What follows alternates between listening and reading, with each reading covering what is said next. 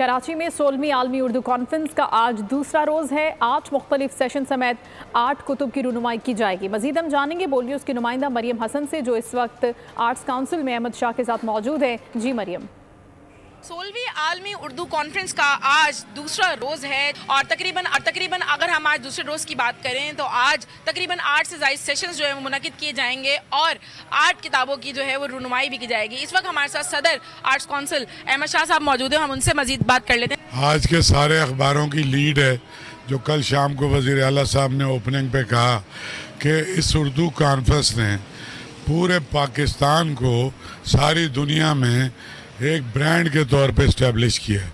तो इसका तो इतना बड़ा इम्पैक्ट है अल्हम्दुलिल्लाह। और जिस तरह से कल ये शुरू हुई है, 16वां साल है हमारी इस कॉन्फ्रेंस का, जो बग़ैर किसी ताअत्तुल के चल रही है। इसमें सारी दुनिया के अदीब हैं। अंदर हॉल में तिल धरने को जगह नहीं है, बाहर भी लोग हैं। और बड़ी बात यह है कि 95% नौजवान आ रहे हैं। यकीनन आलमी उर्दू कॉन्फ्रेंस के तहत जो है पाकिस्तान दुनिया भर में पाकिस्तान का एक मज़बूत चेहरा मरियम आगाह करें। सब्सक्राइब करें और बेल दबाएं ताकि कोई खबर रह न जाए।